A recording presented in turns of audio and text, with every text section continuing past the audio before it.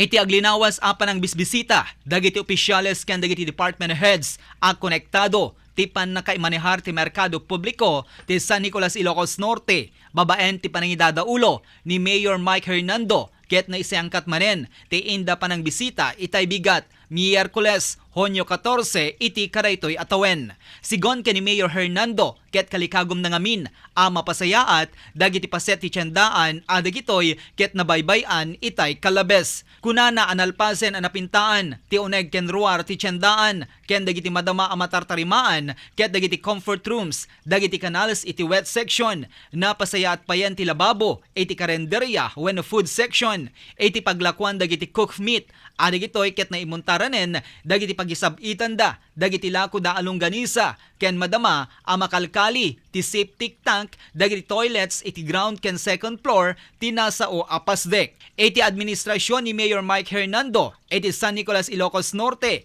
ket ti maysa nga inaikikan importansya ket ti merkado publiko tang amin kunana ket daytoy ti maysa akang runaan a pamasrekan ti ili ken papapanan pakitsensyandaan dagiti dadduma ka probinsyaan kang runaan na dagiti kabangiba nga ili iti umabagatan ken dumaya paset ti Ilocos Norte.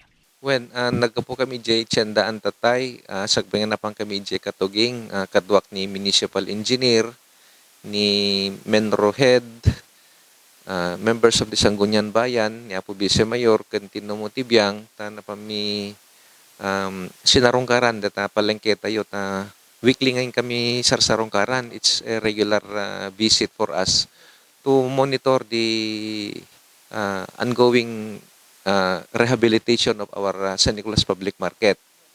Ket as of now, napintaanan apo iti amin nga pasat ti public market iti ruar, ore iti uneg nga to kembaba napintaanan na rehabilitate met di roofingen, adapela dagiti agubumot nakita mitay so tama masubyanto na nayunan pa iti silaw iti first floor.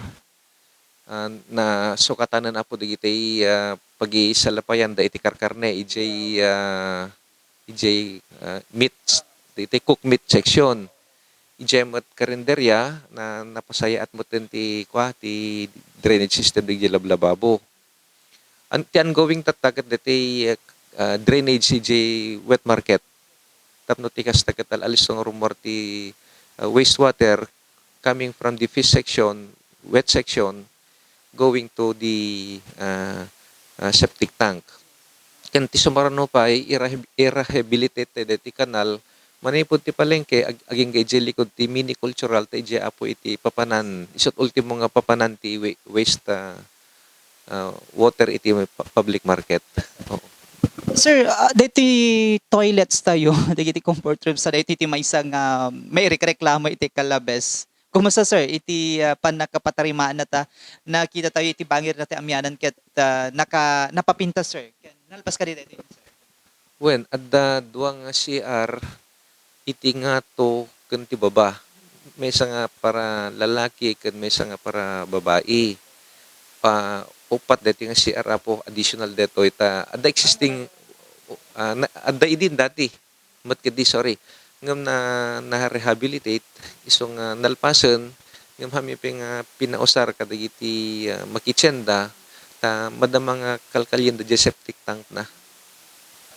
And we will also provide for the water supply ta sayang met deti dakkel nga kwarta ti ili nga nagastos iti rehabilitation deti upat CR no awan malat danom ken papanan jero gito ngam ongoing DJ septic tanken na nakita mi tatay kalkalida sumaron to DJ water supply so we will be inviting concessionaire from Manila nga may da mangi palok iti ti deep well tapno ti kastaket adda abundant water supply ti palengke. Sir, lastly, anat makunam dito ko na nga nagngudo dito issue nga nabangsit dito amyanan nga paset ti tiyandaan kunada nga napasaya at iti angot na ken adan iti dete masursurot nga panagibasura kang ronaan na digiti panaki-coordinar o napaki-coordinate digiti aglakla. Lakat agyaman tayo apo ngam it is made possible through the cooperation of the concessionaires dagiti kailyan tayo kan dagiti empleyado sa iti LGU nga mangi matmaton iti linaktal na kan kinadalos ta San Nicolas Public Market. Para iti JCQ Online TV Channel, Joey Cordero Kiawit, nagipadamag.